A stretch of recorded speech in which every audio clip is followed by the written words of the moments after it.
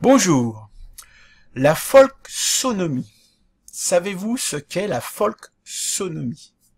En français, on appelle ça l'indexation personnelle.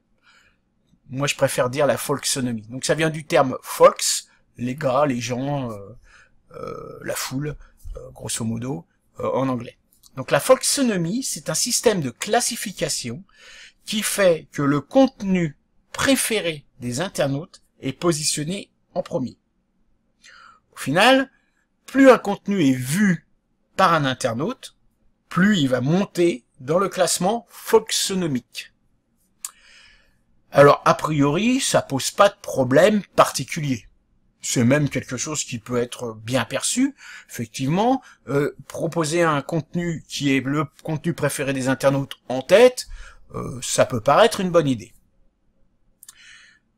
D'un autre côté, vous avez certainement déjà vu ces vidéos, ces images d'eye tracking où on regarde, où on analyse les endroits sur une page web où les gens regardent le plus.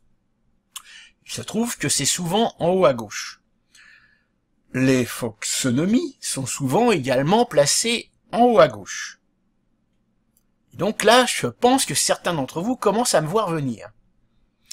Prenons un exemple. Je suis sur une page web. En haut à gauche, je mets une vidéo qui n'a jamais été vue par personne.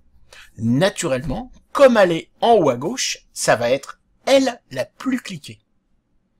Et là, avec mon système de classification personnelle, donc de folksonomie, comme c'est la plus cliquée, elle va rester en haut à gauche. Vous remarquez que pour l'instant, ça n'a rien à voir avec la qualité du contenu. Cela n'a même rien à voir avec les goûts des internautes. On est juste dans le réflexe. C'est en haut à gauche, je clique, donc c'est la première, donc elle reste en haut à gauche, donc c'est la plus vue qui restera la plus vue jusqu'à temps qu'on la remplace par une autre. Et là, c'est la faille du système de classification personnelle, donc la faille de la folksonomie. Alors, effectivement, cette première fois où je mets une vidéo en haut à gauche, je vais le faire par intérêt commercial personnel, je vais le faire parce que j'ai fait un deal avec un client. Par exemple, je vais décider de mettre une chanson ou une vidéo, je pense à chanson parce que je pense à Spotify et à Deezer qui pratiquent de la sorte, mais je vais mettre une vidéo par exemple en haut à gauche, en me disant que de toute façon ce sera la plus cliquée, donc ce sera la plus vue, donc effectivement c'est là où je vais avoir le plus d'impact sur mon audience. Donc voilà, la folksonomie c'est ça. Alors a priori une bonne idée, mais utilisée dans le domaine du web marketing, quelque chose qui peut être relativement dangereux. En fait, c'est une manipulation au final.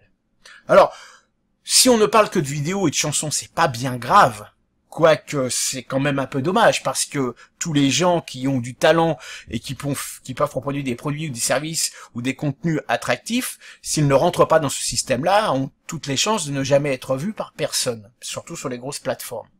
Mais là où ça devient grave, c'est quand la folksonomie est utilisée par les médias pour expliquer au bon peuple qui vote qu'un candidat est bien meilleur que les autres parce que c'est celui que préfèrent les internautes.